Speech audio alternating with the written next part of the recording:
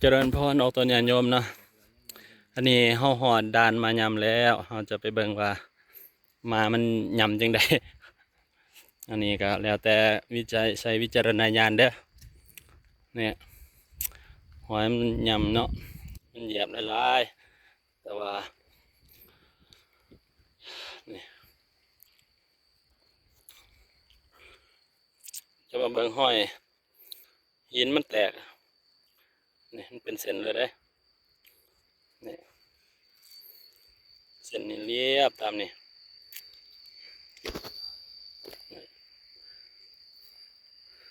อันนี้เมื่อคืนที่2ที่เขามาพักอยู่นี่มันจะเป็นด่านด้วยนี่แหละแต่ทางหลังมันจะเป็นหัวเดี๋ยวจะสิพาไปเบิ่งหัวเนาะพอได้มาพักยามนี้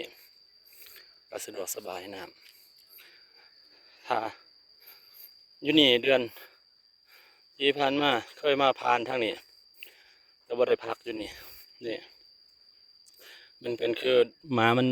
อยู่เป็นจุ่มอันนี้ขี่ยังบนนี่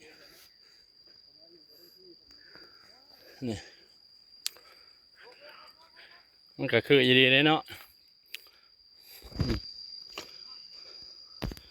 คือแต่ว่าเนื่องด้วย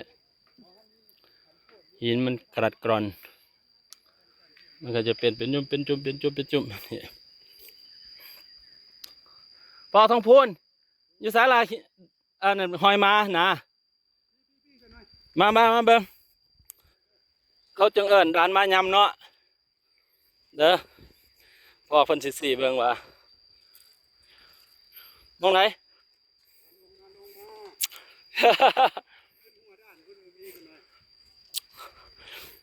อาจารย์ลงทางของนึงว่าไปแวะไปหน่อยนึงไปหอดพุ่นห้อยบ่เห็นห้อยกลับมาหอดพี่เลยเห็นต้นไม้ตัวนี้ว้าเนี่ยต้นไม้ตัวนี้จะว่าโอ้ยมาถึงแล้วครับพอดีโกกพอดีได้ยินเสียงเขาเจ้าเดือน12 เดือน1ก็ยังมีน้ำเนาะอยู่นี่ห้วยตัวนี้เนาะบอนมันแจ้งดีแต่แถวนี้ก็เป็นแต่ว่ารอไปแถวนั้นแจ้งดีนี่อันนี้ก็เป็นกันหน่อยยุ่มนี่ยุ่มหอยตีนมานี่บ่แต่ว่ามันยุ่มบ่เลิกเนาะทายไปแล้วมารอบมาแถวนี่แถวนี้ก็แม่นเป็นตัวนั้นมันเป็นนี่ยุ่มคล้ายหอยตีนมากหน่อยมันเป็นเลยว่าด่านมายำมายำแต่ว่าขน้อยว่าอยากให้มันเป็นที่ระลึกที่ศักดิ์สิทธิ์ขน้อยคิดว่าอยากเปลี่ยนชื่อเป็นด้านนี้เป็นด้านหอยพระบาทมาขนาดตีนมาตีนมานี่คือพระบาทมานี่มันเป็นหอยยุ่มนี่เนาะคือโดยจานสังเกตไปนี่ตัวแล้วนี่ขนาดเป็นหอยยุ่มไปเบิดนี่ตัวนี้เนาะหมู่นั้นแม่นเบิดแล้วขนาดโดยเนี่ยมันว่ามามันอยู่เป็นหลาย10 ตัวย่างไปสมัยแต่ก่อนนะมันก็เลยเป็นแบบนี้ยิงกะ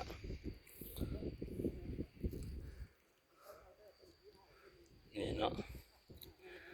สิพาไปเบิ้งน้ำแล้ววันนี้เด้อนี่อันนี้เขาสิไปทางหน้ามื้ออื่นมาสิลงทางผีวันนี้พักผ่อนอยู่นี่ก่อนสิพาไปเบิ้งน้ำแม่น้ำไว้ที่มันน้ำตกอยู่อันนี้คือยามมันเกินคือตามหอยหินมันแหยกเด้อมันแหยกออกจากกันครูบาอาจารย์เพิ่นอันนี้เต็นหนึ่งแล้วในทางลงไปตาดเด้อไปน้ำตกอันนี้ทำเขาจะอยู่ส่วงงานแรงครูบาอาจารย์เพิ่นอยู่นี่นะนี่หลบฝนก็ได้อยู่มองนี้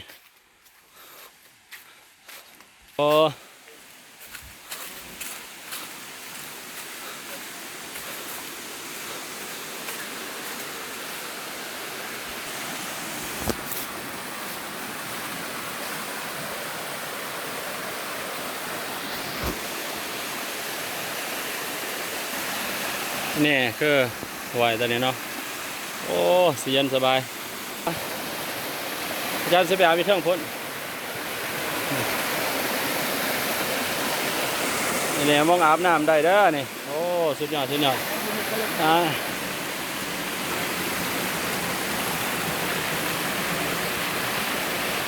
นี่ไหวตัวพี่เนาะโอ้ยคัก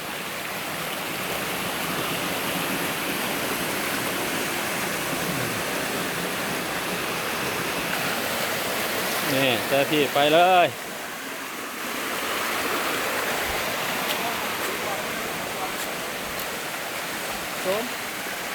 ไม่ใช่สมอ๋ออันนี้เพิ่นเสียยามเสียเอาน้ำบ่โอ้อันนี้เบิ่งวิธีกรองกันเด้อ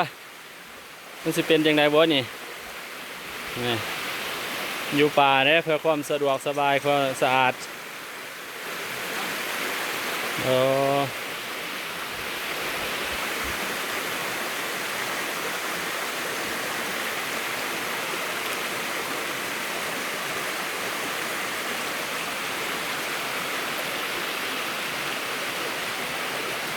้จุ่มแบบนั้นเลยบ่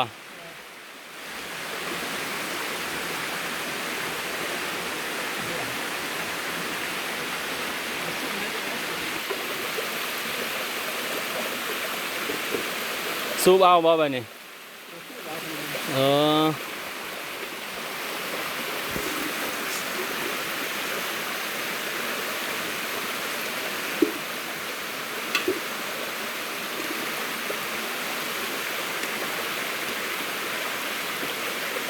น้ำออกอยู่ปะมันก็ทันจะม้วนพ้น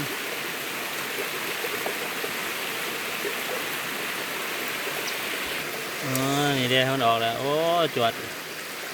แห้งอยู่เลยเนาะเขาก็ได้มาเนี่ยข้าวตองข้าวนี่ก็นี่ข้าวนั่นนะ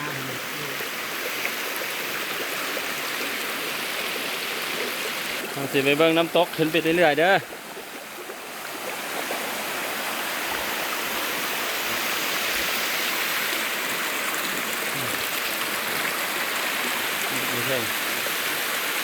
น้ำตกหิน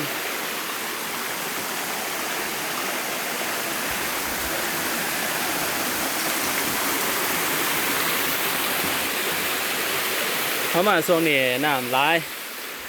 ช่วงเดือน6เดือน7นี่เข้ามาเดือน8เนาะเดือน8ที่2เอา8ที่1นี่เรา8 2คน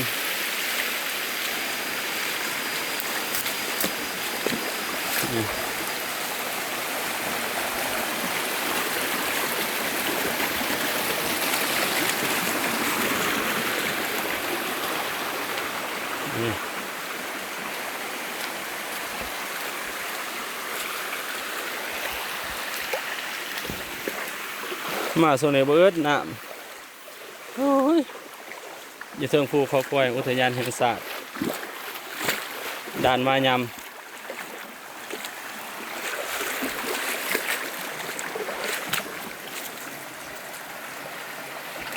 โอ้ป่าโอ้บ่เห็นดอกเห็นโอ้ป่าหลายเยอะ